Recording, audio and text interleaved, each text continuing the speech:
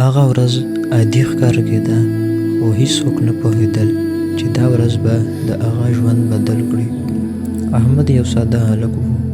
هغه به هره ورځ کار ته تلو، کور ته به راتلو او عادي ژوند به یې کوه.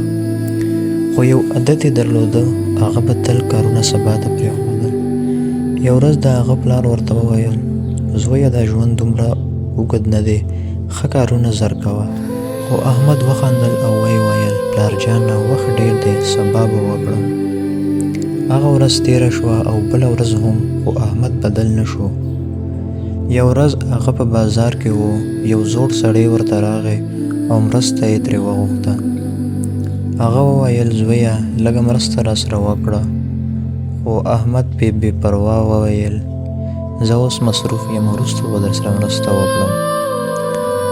زوړ سړی ورو ولاړ و او احمد خپل کار ته لاړه. خو هغه شپه هر څه بدل شول. کله چې احمد کور ته راغی، خلک ورته وویل د هغه زړه په زوره زوره درزېده. هغه کور ته داخل شو او هلته یې خپل پلار پروت ولیده. پلار یې ناروغ شوی و او حالات یې ډېر خراب و. احمد زر ورنږدې شو او ویې ویل: پلار جانه، مهرباني وکړه، خبرې وکړه. خو پلار یوازې سترګې خلاصې کړې او ورو یې وویل: زویه، وخت ته مه ګوره، ښه کارونه زر کوه. او بیا یې سترګې پټې کړې. هغه ژړل، چیغې یې وهلې، خو ډېر ناوخته شوی و.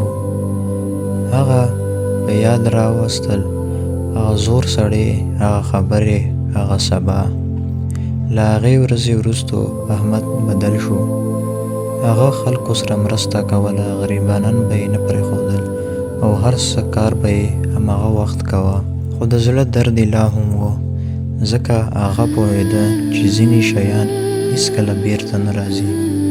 هغه هره ورځ د خپل پلار قبر ته تلو او ژړلې. هغه وویل: که وخت بېرته راغلی وی، ما به هېڅکله سبا ته انتظار نه وی کړی. یاد وساتئ، ښه کارونه سبا ته مه پرېږدئ، ځکه سبا ممکن هېڅکله را نه شي.